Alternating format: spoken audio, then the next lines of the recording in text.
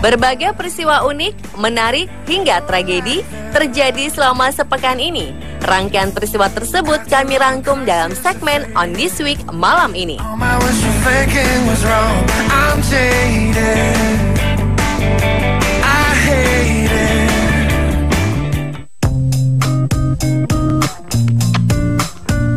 Mendapatkan izin untuk pacaran dari orang tua memang terkadang lebih sulit dibanding mendapat surat izin mengemudi atau SIM. Namun bukan berarti kita bisa mengganti SIM dengan surat izin berpacaran. Kejadian lucu terjadi saat dilakukan razia oleh polisi. Seorang perempuan menangis saat kendaraannya terjaring razia oleh polisi.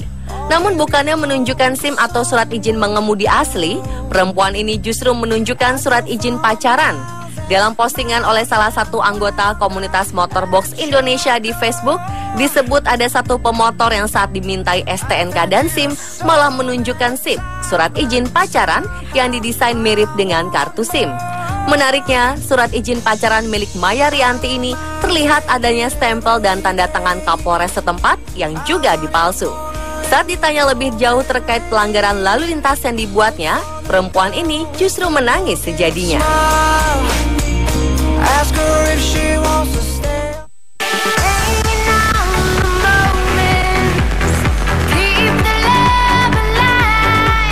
Roberta Mancino, model cantik ini memiliki cita-cita untuk melakukan pemotretan yang tak biasa.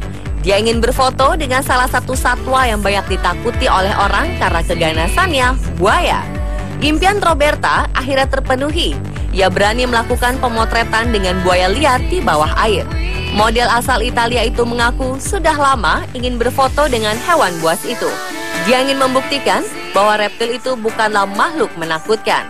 Namun sayangnya, sejak dulu belum ada fotografer dan staf kebun binatang yang berani memenuhi permintaannya itu. Hingga akhirnya pada bulan Juni lalu, Roberta mendapat tawaran produksi dari sebuah yayasan untuk berfoto dengan buaya. Dia pun langsung terbang dari Italia ke Meksiko untuk pergi ke tempat penangkaran 700 buaya di Banco Chinchorro, Meksiko. Roberta menghabiskan waktu 10 jam di dalam air untuk mendapatkan angle terbaik saat berenang bersama hewan ganas itu. Sungguh unik, buaya itu tidak menyerang sang model beserta tim. Ia justru tampak nyaman melihat gelagat manusia yang hendak mengambil fotonya. Jarak Roberta pun hanya beberapa inci saja dari sang predator. Selain itu, foto itu juga diambil di antara terumbu karang terpanjang di dunia dengan panjang sekitar 25 mil atau 40 km dan luasnya mencapai 16 km. Area ini memang dijadikan objek wisata bagi para penyelam yang ingin langsung bertatap muka dengan berbagai macam reptil laut atau buaya raksasa dan alligator sepanjang 2,5 hingga 4 meter. Namun kebanyakan penyelam tidak siap untuk berdekatan langsung dengan predator-predator itu.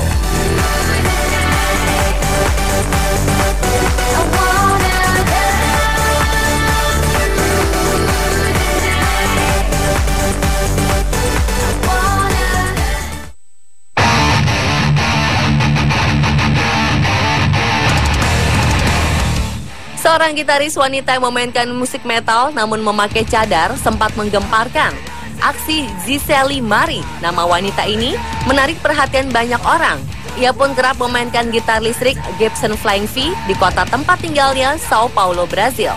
Siapa sangka muslimah yang selalu mengenakan cadar ini adalah musisi sebuah band dengan aliran musik cadas. Banyak orang yang terkejut setelah mengetahui profesi asli wanita mu'alaf ini. Marie yang saat ini berusia 42 tahun adalah cucu dari kakek beragama Katolik Jerman. Dia memutuskan untuk memeluk Islam setelah ayahnya meninggal pada 2009. Marie memiliki seorang guru sehingga ia sangat lihai memainkan jemari di atas senar gitar. Gurunya tersebut bernama Marcelo. Marie kerap manggung dan tampil di Sao Paulo bersama grup band cadasnya.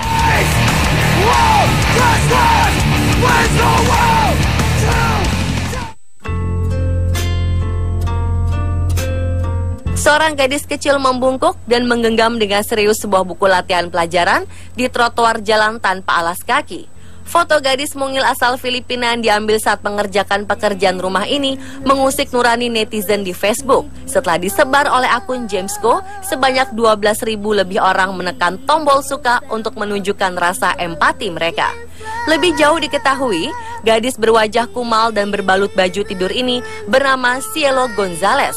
Dia merupakan seorang anak jalanan yang hidup bersama sang kakak Jeneline dan Linda Gonzalez yang diperkirakan adalah ibunya.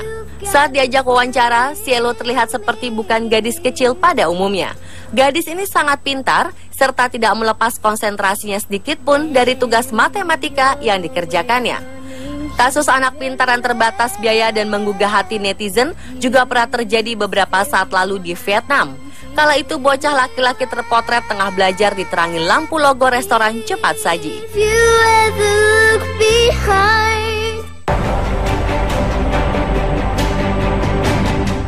Penangkapan warga negara Cina berinisial GZ di Bandara Soekarno-Hatta setelah terpergok mencuri tas penumpang Qatar Airlines rute Doha, Jakarta, rupanya bukan kasus unik.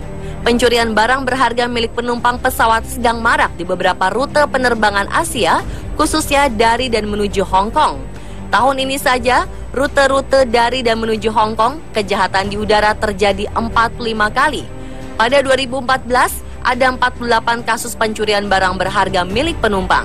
Nilai kerugian akibat aksi maling udara itu sepanjang Januari hingga Agustus lalu ditaksir mencapai 3 juta dolar Hong Kong atau setara 5,6 miliar rupiah. Barang-barang yang jadi incaran pencuri pesawat adalah perhiasan, telepon seluler, laptop, serta uang tunai dalam valuta asing. Salah satu kasus yang paling mengejutkan terjadi pada Juli lalu. Pengusaha Cina terbang ke Hong Kong setelah melawat ke Dhaka, Bangladesh. Setibanya di Hong Kong, uang senilai 10.000 dolar Hong Kong miliknya raib. Duit itu padahal ditaruh di tas yang dia letakkan di bagasi kabin.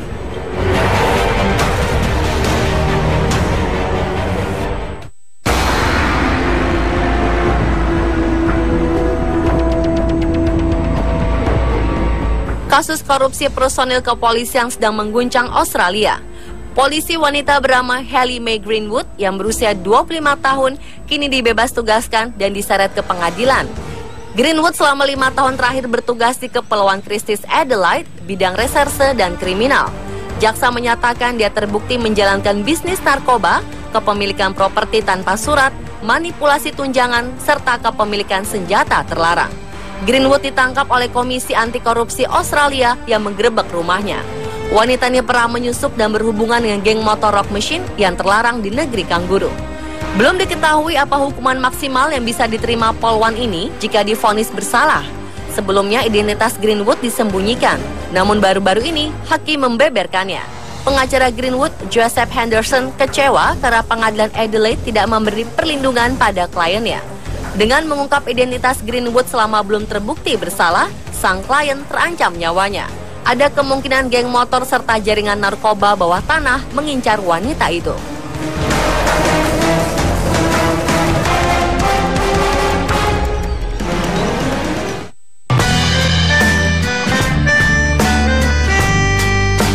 Fenomena aneh terjadi di Republik Dominika ketika bayi yang terlahir sebagai seorang perempuan dapat berubah kelamin menjadi laki-laki. Sekitar 2% bayi yang terlahir di desa Salinas terlahir dengan kondisi demikian. Konon, perubahan kelamin dikarenakan mereka kehilangan kekurangan enzim selama periode kehamilan sang ibu. Fenomena transisi ini biasa disebut guevedosis atau munculnya penis di usia 12 tahun. Salah seorang yang mengalami perubahan kelamin itu adalah Johnny yang berusia 24 tahun. Pria ini dulunya terlahir sebagai seorang perempuan dengan nama Felicity oleh orang tuanya. Kasus lain yang terjadi menimpa seorang bernama Carla. Pria ini terkena guevedosis saat menginjak usia ke-9 setelah terlahir sebagai perempuan. Akibatnya Carla harus mengubah identitasnya menjadi pria seutuhnya dengan mengganti namanya menjadi Carlos. Fenomena unik itu tercatat mulai terjadi pada 1970-an. Seorang peneliti dari Universitas Cornell, Amerika Serikat, mengunjungi pulau ini. Para bayi diprediksikan terlahir dengan kelamin pria setelah 8 minggu berkembang di rahim sang ibu. Namun terpicu perubahan oleh hormon dihydrotestosteron. Namun sebaliknya, para bayi yang tidak memiliki enzim pemicu itu akan terlahir sebagai wanita. I'm all twisted up inside. Who's gonna pay for it if it's not you? Nobody knows just why we're here. Hideto Uedo, turis berusia 66 tahun tewas saat bersuah foto atau selfie di depan Taj Mahal. Setelah diusut, turis asal Jepang ini tewas lantaran serangan jantung. Pria ini bersama 3 orang lainnya merupakan turis lokal menginjakan kaki di Taj Mahal. Kala itu mereka melakukan suah foto. Saksi mata mengatakan Hideto kehilangan keseimbangannya ketika mengambil potret dirinya dan akhirnya terjatuh. Hideto kemudian langsung dibawa ke rumah sakit terdekat. Sayang, nyawanya tak tertolong. Dalam pemeriksaan postmortem, Hideto dinyatakan meninggal akibat serangan jantung.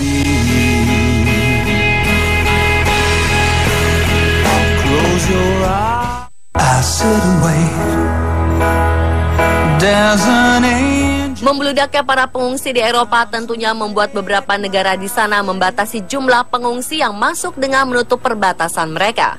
Lantaran hal tersebut, suami istri asal Hungaria membantu para pengungsi dengan membuat aplikasi di telepon genggam yang bisa memberitahukan daerah mana saja yang ditutup perbatasannya. Nina Koff dan suaminya mengatakan mereka terenyuh melihat para pengungsi yang harus kejar-kejaran dengan petugas perbatasan. Dengan aplikasi ini, mereka jadi tahu informasi terbaru mengenai perbatasan mana yang ditutup. Aplikasi yang diberi nama InfoAid itu merupakan aplikasi gratis yang bisa diunduh di ponsel dan tersedia dalam 6 bahasa. Tak hanya mengenai perbatasan yang dituju, semua informasi yang diperlukan pengungsi semuanya tersedia di aplikasi ini. Nina mengatakan dia memperoleh semua informasi dari otoritas Hungaria, namun sayangnya dia pernah ditipu oleh mereka. Nina yang merupakan campuran Hungaria dan Jerman ini mengatakan semua orang di Eropa sebenarnya memiliki darah pengungsi. Hal ini yang membuat mereka bersedia menerima pengungsi asal Timur Tengah dan Afrika di negaranya.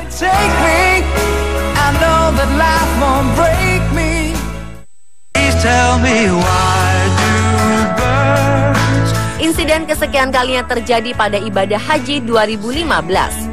Kali ini terjadi saling injak dan dorong antar ribuan jamaah haji di jalanan sempit dekat area tenda di lapangan Mina setelah ibadah melempar jumroh. Sedikitnya lebih dari 400 jamaah tewas dan 400 lainnya luka-luka. Menurut berita terakhir, ada 2 warga negara Indonesia yang menjadi korban tewas. Insiden ini telah dikonfirmasi resmi oleh Satuan Pengaman Dalam Negeri Arab Saudi lewat akun Twitter mereka. Belum diketahui penyebab arus ribuan jamaah bisa saling bertumbukan di satu titik dekat tenda-tenda di Mina. Mayoritas korban kini sudah dibawa ke rumah sakit dan mendapatkan perawatan. Jumlah korban jiwa diperkirakan bisa melebihi insiden krain tempo hari. Pihak Kementerian Luar Negeri pun masih melakukan koordinasi dengan pemerintah setempat. Pada puncak ibadah haji hari ini, sedikitnya 2 juta orang memadati Mina untuk melakukan lempar batu dalam prosesi jumroh. Pemirsa, itulah On This Week versi On The Spot.